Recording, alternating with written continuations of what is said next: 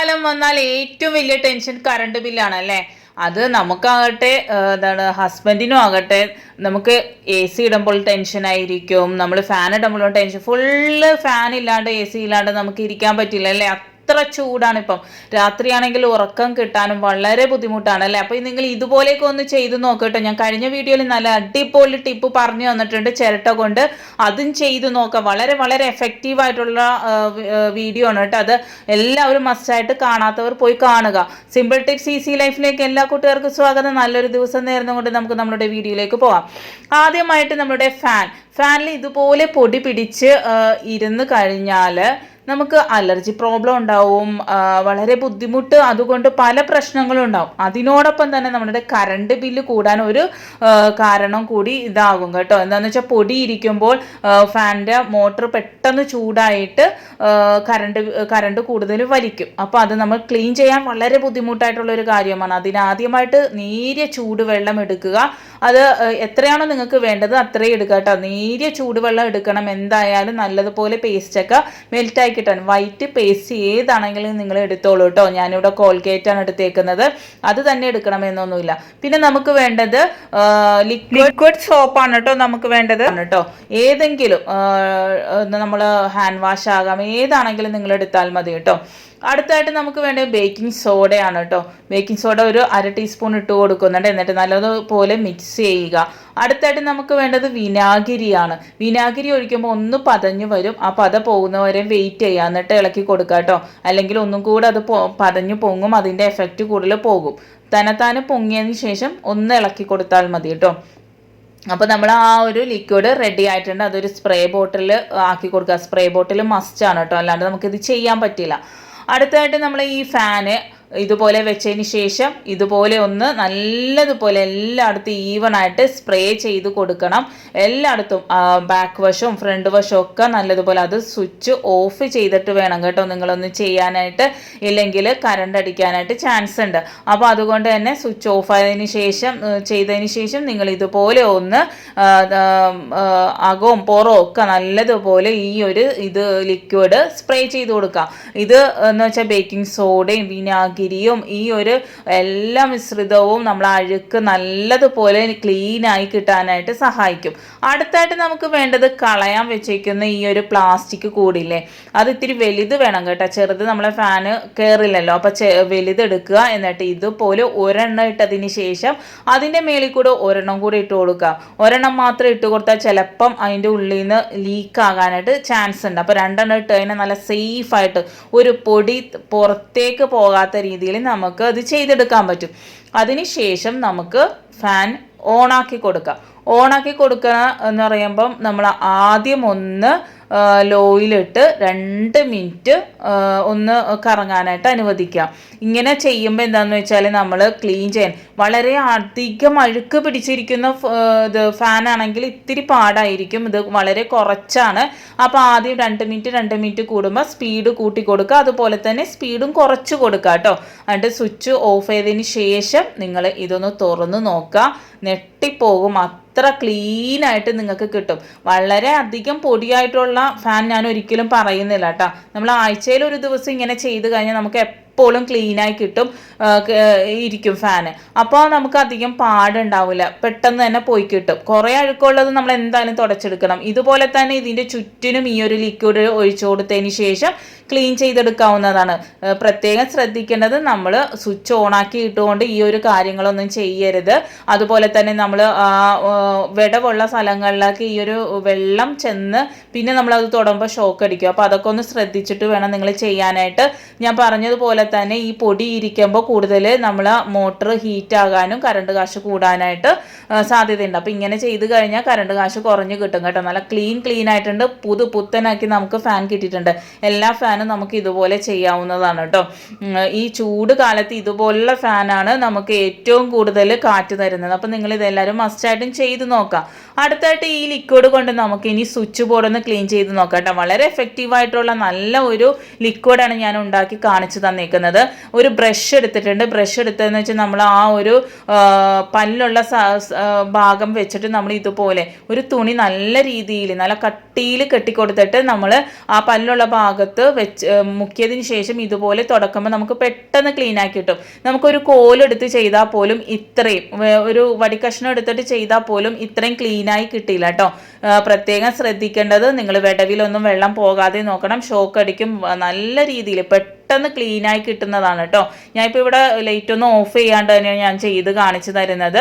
ഒരിക്കലും ഡയറക്റ്റ് ആയിട്ട് നിങ്ങൾ തുണിയിൽ മുക്കി തുടക്കരുത് കേട്ടോ. നല്ല ക്ലീൻ ആയിട്ടില്ലേ, നോക്കിക്കേ, വെട്ടി തിളങ്ങുന്നില്ലേ, സ്കിപ്പൊന്നും ചെയ്തിട്ടില്ല, ഫുള്ള് നിങ്ങൾക്ക് കാണിച്ചു തന്നിട്ടുണ്ട്. വളരെ സിമ്പിളായിട്ട് നമുക്ക് സ്വിച്ച് ബോർഡൊക്കെ ഇതുപോലെ ക്ലീൻ ആക്കി എടുക്കാൻ പറ്റും.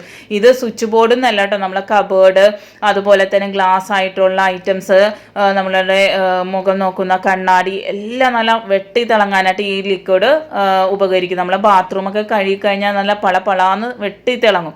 അതെ, ഈ ഒരു വാഷ് ബേസിൻ നിങ്ങൾ നോക്കിയാൽ നിങ്ങൾക്ക് അറിയാൻ പറ്റും, അത്ര കറ പിടിച്ച് കിടക്കുന്നുണ്ട്. പക്ഷെ ഒറ്റ നിമിഷം കൊണ്ട് തന്നെ നമുക്കിതെല്ലാം ക്ലീൻ ചെയ്തെടുക്കാനായിട്ട് സാധിക്കും. അപ്പോൾ എപ്പോഴും നമ്മൾ ഈ ഒരു ലിക്വിഡ് ഉണ്ടാക്കി വെച്ച് കഴിഞ്ഞാൽ നമ്മളെ പകുതി ജോലി കഴിയും. അതുപോലെ നല്ലൊരു സ്മെല്ലും ഉണ്ട് കേട്ടോ. നല്ലൊരു സ്മെല്ലാണ്. ഞാൻ ഉപയോഗിച്ചിരിക്കുന്ന ഹാൻഡ് വാഷ് നല്ലൊരു സ്മെല്ലും ഉള്ളതായിരുന്നു. അപ്പോൾ അതുകൊണ്ടാണ് ഞാൻ പറഞ്ഞത് നിങ്ങൾക്ക് ഇഷ്ടമുള്ളത്. നിങ്ങൾക്ക് ഏത് മണമാണ് ഇഷ്ടം? ഇപ്പം ചിലവർക്ക് സോപ്പ് പൊടിയുടെ ആയിരിക്കാം, അതാണെങ്കിൽ അത് നിങ്ങൾക്ക് ഉപയോഗിക്കാം. നിങ്ങൾക്ക് ഏതാണ് ഇഷ്ടം അതുപോലെ ചെയ്യാം.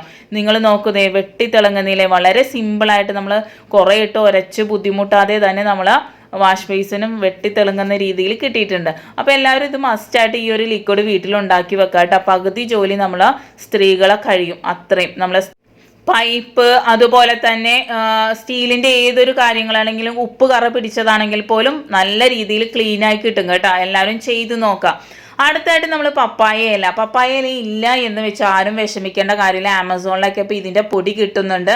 അപ്പോൾ അതാണെങ്കിൽ നിങ്ങൾ മേടിച്ചാൽ മതി കേട്ടോ. പപ്പായ ഇലയുടെ ഗുണം ഞാൻ പറയാതെ തന്നെ അറിയാം, ഹെൽത്തിന് നല്ലതാണ്. അതുപോലെ തന്നെ നമുക്ക് ഇതുകൊണ്ടൊരു കിടിലൻ ടിപ്പ് കാണിച്ചു തരാം കേട്ടോ. എനിക്കിതൊരു ഇടുക്കിയിലുള്ള നമ്മൾ എൻ്റെ ഹസ്ബൻഡ് ഇടുക്കിയിലാണുള്ളത്. അപ്പോൾ അവിടെയുള്ളൊരു മൂപ്പം പറഞ്ഞു തന്ന ഒരു ടിപ്പാണ് കേട്ടോ. അടിപൊളിയാണ് കേട്ടോ. എല്ലാവരും മസ്റ്റായിട്ടും ചെയ്ത് നോക്കാം. പപ്പായ ഇല എടുത്തിട്ട് ഇതുപോലെ ചെറുതായിട്ട് അരിഞ്ഞെടുക്കുക കേട്ടോ. എന്നിട്ട് നമുക്കതൊരു മിക്സിയിലേക്ക് ഇട്ട് കൊടുക്കാം. നിങ്ങൾക്ക് ഇതുപോലെ തന്നെ അരിഞ്ഞിട്ട് നമുക്ക് ചവറൊക്കെ നമ്മൾ ഇലയൊക്കെ കത്തിക്കുന്ന സമയത്ത് ഇട്ട് കൊടുത്താലും വളരെ നല്ലതാണ്.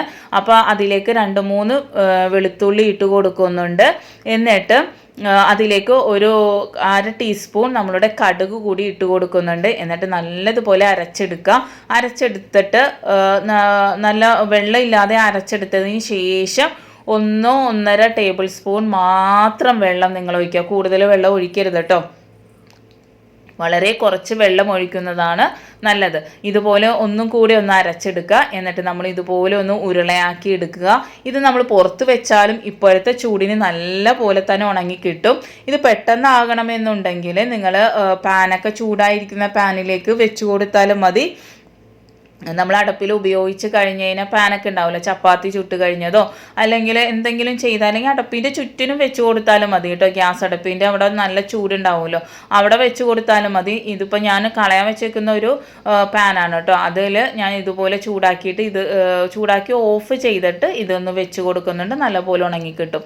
അടുത്തായിട്ട് നമ്മൾ ഇതുപോലെ പേപ്പർ എടുത്തിട്ട് പേപ്പറിൽ ഇതുപോലെ ഒന്ന് നല്ലതുപോലെ ഇത് സ്പ്രെഡ് ചെയ്ത് കൊടുക്കുക കേട്ടോ. നല്ലതുപോലെ സ്പ്രെഡ് ചെയ്ത് കൊടുക്കുക. ന്യൂസ് പേപ്പർ ആണെങ്കിലും മതി, ഏതൊരു പേപ്പർ ആണെങ്കിലും മതി. ഈ ഒരു വെളുത്തുള്ളിൻ്റെയും അതുപോലെ കടുകിൻ്റെയും അതുപോലെ നമ്മുടെ പപ്പായയുടെയൊക്കെ സ്മെല്ല്, കൊതുക് ഒരു തരി വരില്ല. അലർജി ഉള്ളവർക്കും യാതൊരു പ്രോബ്ലം ഉണ്ടാവില്ല കേട്ടോ.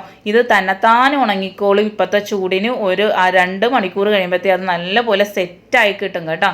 ഇതൊന്ന് അരിഞ്ഞെടുക്കുക. ചെറുതായിട്ട് നീളനെ നമ്മൾ വെട്ടിയെടുക്കണം. ആ ഒരു എന്താണ് പറയുക, പപ്പായ ഇലയുടെ ആ പൊടികളൊന്നും കളയാതെ തന്നെ അതിൻ്റെ ഉള്ളിൽ തന്നെ വെച്ചതിന് ശേഷം നമ്മളിത് വെട്ടിയെടുക്കുക. ഇത് കുറച്ച് പൊടിഞ്ഞു പോകും, അതൊക്കെ നമ്മൾ അതിൻ്റെ ഉള്ളിലേക്ക് ഇട്ട് കൊടുക്കുക. എന്നിട്ട് ഇതുപോലെ നമ്മൾ മടക്കി ഇത് നമുക്ക് സ്റ്റോർ ചെയ്ത് വെക്കാൻ പറ്റും. നമുക്ക് സന്ധ്യ സമയങ്ങളിൽ വൈകുന്നേരങ്ങളിൽ കൊതുക് വരുന്ന സമയത്ത് ഇതൊന്ന് പുകച്ച് കൊടുത്തു കഴിഞ്ഞാൽ കൊതുകിൻ്റെ ശല്യമേ ഉണ്ടാവില്ല. നമുക്ക് ജനാലയൊക്കെ തുറന്നിടാൻ പറ്റും. അപ്പോൾ ചൂട് നമുക്ക് കുറേയൊക്കെ മാറിക്കിട്ടും. നമ്മൾ വാതിലും ജനാലയൊക്കെ അടച്ചിടും കൊതുകിനെ പേടിച്ചിട്ട്. അപ്പോൾ ചൂട് ഒന്നും കൂടെ കൂടും. അപ്പോൾ ഇതൊന്ന് ചെയ്ത് നോക്കാം. ഇനി അടുത്തതായിട്ട് ഈ ഒരു ഉരുള നമുക്ക് ഇതുപോലെ ഉണ്ടാക്കി നമ്മൾ എടുത്ത് വെച്ച് കഴിഞ്ഞാൽ നമുക്ക് എത്ര കാലം വേണമെങ്കിലും നമുക്ക് ഉപയോഗിക്കാം കേട്ടോ. ഇത് കൂടുതൽ ക്വാണ്ടിറ്റി ഉണ്ടാക്കി വെച്ചാൽ അത്രയും നല്ലതാണ്. നിങ്ങൾക്ക് ഈ ഒരു പാൻ ഇല്ലെങ്കിൽ നമ്മൾ ഉപയോഗിച്ച് കഴിഞ്ഞതിന് ശേഷമുള്ള പാനിൽ ഇതുപോലെ കമത്തി വെച്ചിട്ട് നമ്മൾ വെച്ച് കൊടുത്താലും മതി കേട്ടോ. എന്ന് വെച്ചാൽ കടുകിൻ്റെയും ഇതിൻ്റെയൊക്കെ ഒരു സ്മെല്ല് ഭയങ്കരമായിട്ട് ഉണ്ടാകും. ഇതുപോലെ ഒരു നിങ്ങൾ ഒന്നില്ലെങ്കിൽ നമ്മളുടെ ചിരട്ടയുടെ കഷ്ണം കത്തിച്ചതോ അല്ലെങ്കിൽ ഇതുപോലെ കരി ഉണ്ടെങ്കിൽ കരി കത്തിച്ചതോ എന്താണെങ്കിലും നിങ്ങൾ എടുത്താൽ മതി. ഞാൻ കഴിഞ്ഞ വീഡിയോയിൽ കാണിച്ചു തന്നിട്ടുണ്ട്. ഇതുപോലെ നമുക്ക് പുകക്കാനൊക്കെ വളരെ നല്ലതാണ് ഈ ചിരട്ട കൊണ്ടിട്ട്. അപ്പോൾ അതിലേക്ക് ഇത് വെച്ച് കൊടുക്കുമ്പം നല്ല രീതിയിൽ അതിൻ്റെ ഒരു സ്മെല്ല് പുക വരും. ഒരു ഇതിൻ്റെ സ്മെല്ല് നമ്മളെ വീട് മൊത്തം ഉണ്ടാവും. കൊതുകിൻ്റെ ശല്യമേ ഉണ്ടാവില്ല. നിങ്ങൾക്ക് വാതിലും ജനാലയൊക്കെ തുറന്നിടാനായിട്ട് സാധിക്കും. കിടന്നുറങ്ങുവാനും സാധിക്കും. ഇനി നിങ്ങൾക്ക് ഈ ഒരു പുക പറ്റില്ല, നിങ്ങൾക്ക് അലർജി പ്രോബ്ലം ഉണ്ടെങ്കിൽ തീർച്ചയായിട്ടും നിങ്ങൾ ഇതുപോലെ ഒന്ന് ചെയ്ത് നോക്കാം കേട്ടോ. ഒരു ഐസ് കൂടുതൽ വേണം കേട്ടോ, കുറച്ചധികം ഐസ് വേണം. അല്ലെങ്കിൽ നമ്മൾ കഴിഞ്ഞ വീഡിയോയിൽ ചെയ്ത ചിരട്ടയുടെ ആ ഒരു ടിപ്പില്ല, അതാണെങ്കിൽ നിങ്ങൾ ചെയ്താൽ മതി. ചിരട്ടയുടെ മേളിൽ ഞാൻ കഴിഞ്ഞ വീഡിയോ നിങ്ങൾ കണ്ടിട്ടില്ലെങ്കിൽ അത് പോയി കാണുക കേട്ടോ. വളരെ ഉപകാരപ്രദമായ നല്ല നല്ല ടിപ്സുകൾ അതിലുണ്ട്. അപ്പോൾ അതിൻ്റെ മേളിൽ ഇതുപോലെ ഒന്ന് വെച്ച് കൊടുത്താൽ ഈ ഐസിൻ്റെ ഒരു ഇത് വരുമ്പോഴത്തേക്കും ആ ഒരു സ്മെല്ല് പുറത്തേക്ക് വരും. അപ്പോൾ ആ പുറത്തേക്ക് വരുമ്പം കൊതുകിൻ്റെ ശല്യമേ ഉണ്ടാവില്ല. അതുപോലെ നമുക്ക് ജനാലൻ്റെ ഭാഗത്ത് ഇതുപോലെ വെച്ച് കൊടുത്തു കഴിഞ്ഞാൽ ജനാലൻ്റെ സൈഡിൽ നിന്ന് ഒരു കാറ്റുണ്ടാകുമ്പോൾ ആ തണുപ്പ് നമ്മൾ റൂമിലേക്ക് വരികയും ചെയ്യും കേട്ടോ. ജനാല തുറന്നിട്ട് കിടന്നാലും യാതൊരു കുഴപ്പവും ഉണ്ടാവില്ല. അതല്ല നിങ്ങൾക്ക് ജനാല തുറക്കണ്ടെങ്കിൽ നിങ്ങൾ ഫാനിൻ്റെ അടിയിൽ തന്നെ ഈ ഒരു പാത്രം വെച്ച് കൊടുത്താലും മതി. തീർച്ചയായിട്ടും ചെയ്തു നോക്കാൻ വളരെ യൂസ്ഫുൾ ആയിട്ടുള്ള നല്ലൊരു വീഡിയോ ആണ്. Thanks for